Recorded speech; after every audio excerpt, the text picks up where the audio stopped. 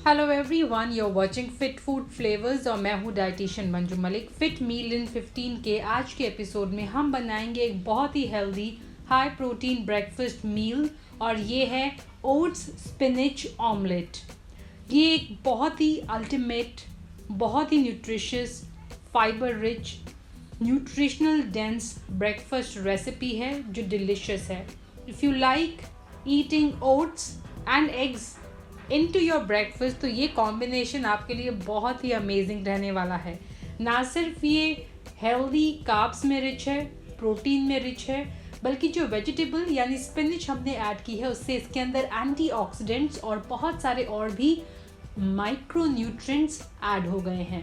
तो चलिए इसे बनाना शुरू करते हैं। सबसे पहले नज़र इंग्रेडिएंट्स पर।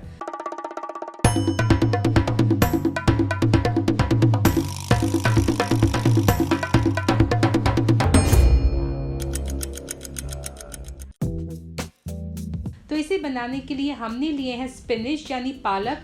1.5 कप ये पालक है जिसे मैंने चॉप कर लिया है वॉश करके। एक हम होल एग यूज़ करेंगे, जो 3 एग हैं उसमें से, और 2 एग्स में से हम सिर्फ एग वाइट्स यूज़ करेंगे। एग वाइट्स जो होते हैं they are high in protein. उनके अंदर अप्रॉक्सीमेटली आधा जो पूरा एक एग होता है उसका आधे से ज़्यादा प्रोटीन उसके एग वाइट में होता है। बट एक एग आपको ज़रूर ऐड करना चाहिए बिकॉज एग के जो इम्पॉर्टेंट न्यूट्रिएंट्स होते हैं, स्पेशली माइक्रो न्यूट्रिएंट्स, चाहे वो जिंक हो, विटामिन डी हो, वो सब जो होते हैं वो एग योक के अंदर होते हैं। एग्स के अंदर एसेंशियल फैटी एसिड जो होते हैं, विटामिन डी ई, वो सब उसके योक में होता है, इसलिए 1 होल एग। मशरूम्स हम लेंगे 1/4 कप। नमक स्वाद के अनुसार, काली मिर्च, रेड चिली पाउडर हम ले रहे हैं। आप चिली फ्लेक्स ले सकते हैं, आप हरी मिर्ची भी इस रेसिपी में इस्तेमाल कर सकते हैं एज़ पर योर लाइकिंग।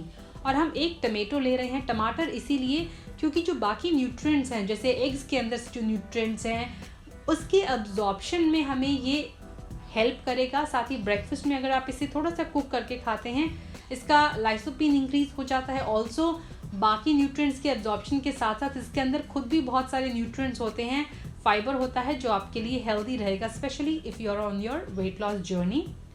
तो चलिए इसे बनाना शुरू करते हैं। सबसे पहले पैन के अंदर मैंने मशरूम्स को ऐड कर दिया है। उससे पहले मैंने आधा टीस्पून इसके अंदर ऑलिव ऑयल ऐड किया था ताकि जो बेस है इसका वो अच्छी तरह ग्रीस हो जाए और साथ ही हमारे जो मशरूम्स होते हैं वो बहुत अच्छी तरह कुक होते हैं। जो यूजुअली मैं मशरूम यूज़ करती हूँ उससे ये डिफरेंट मशरूम्स हैं। As you can see they are very close to shiitake mushroom, जो बहुत ही हेल्दी होते हैं। स्पेशली जब विटामिन B12 की बात आती है तो उनके अंदर थोड़ा सा पाया जाता है।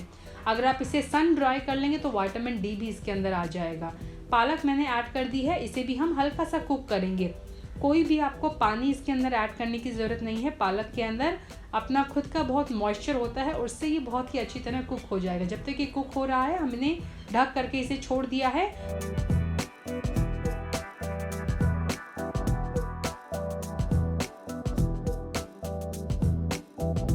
और इस बीच हम अपने एग्स को बीट कर लेंगे।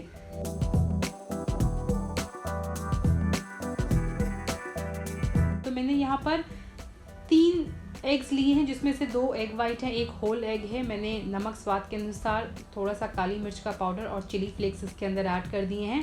पहले मैं अपने एग्स को अच्छी तरह से बीट कर लूँगी।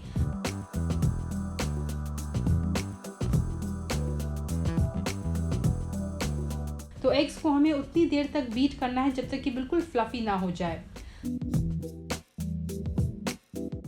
जो ओट्स हैं वो मैंने पहले से सोक करके रखे हैं। ओट्स को मैंने थोड़े से पानी में आधा घंटे पहले सोक कर लिया था। सोकिंग से एक तो जब हम ड्राई ओट्स अगर हम इस रेसिपी में ऐड करेंगे तो ड्राई ओट्स जो होते हैं वो आपके ऑमलेट को बहुत ही ड्राई बना देंगे।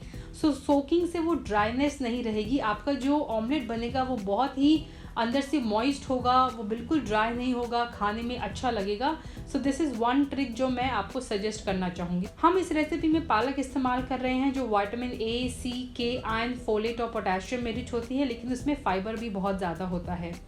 अंडे जो होते हैं they are one of the richest source of protein. उनका they are basically the best quality protein अगर आप ले सकते हैं अपनी डाइट के अंदर। If you are vegetarian then you should add them to your diet.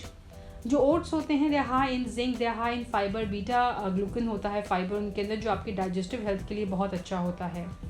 सो जब तक हमने अपना ये बीट किया है तब तक हमने अपने स्पिनिच को भी चेक करते रहना है, बीच में उसे ओवर कुक नहीं करना है। अब मैंने अपने जो ओट्स थे, जो भिगोए हुए सोक हुए ओट्स थे, वो भी ऐड कर दिए हैं हमारे एग्स के साथ और हमें इन्हें अच्छी तरह से मिक्स कर लेना है। मेक श्योर कि ये सेपरेट ना हो, ओट्स जो हो वो अच्छी तरह आपके जो एग है, जो फ्लफ़ी एग्स हैं, उनके अंदर मिक्स हो जाएं।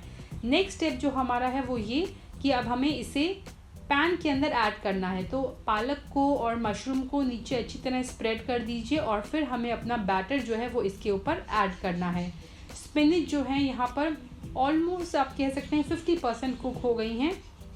Now we are adding the batter और बैटर को ऐड करने के बाद इसे अच्छी तरह हमें स्प्रेड करना है। मेक श्योर कि पूरे पैन को अच्छी तरह कवर करें। मैं एक स्मॉल पैन का इस्तेमाल कर रही हूँ। If you are making it for more people तो आप बड़े पैन का इस्तेमाल कर सकते हैं।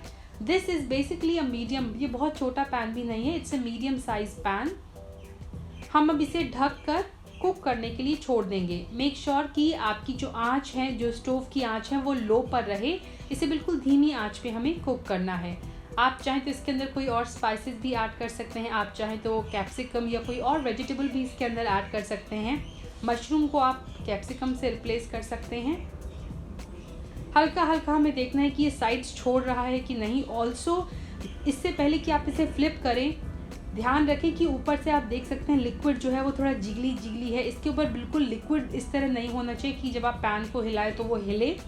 वो बिल्कुल अच्छी तरह से जम जाना चाहिए, बिल्कुल टफ हो जाना चाहिए, तभी आप इसको फ्लिप करेंगे। सो मैं पैन आपको हिलाकर दिखा रही हूँ। अभी भी जो लिक्विड है वो मूव हो रहा है ऊपर की तरफ, यानी इसे और कुकिंग की ज़रूरत है। इसे ढक कर ही कुक करना है क्योंकि भाप से जो हमारी स्टीम है उससे ये ऊपर से कुक होगा और जो नीचे स्टोव की हीट है उससे ये नीचे से कुक होगा। अब देखिए साइड्स भी इसके आराम से निकल रही है। इसे फ्लिप करने के लिए एक प्लेट पे पहले मैं इसे निकाल रही हूँ।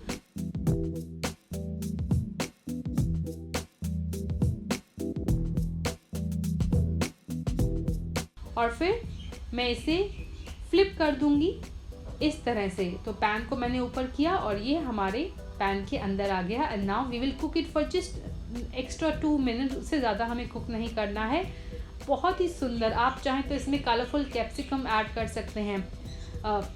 जैसे पिज़्ज़ा का बेस होता है वैसे ये निकल कर आता है, बड़ा ही स्पॉन्जी होता है।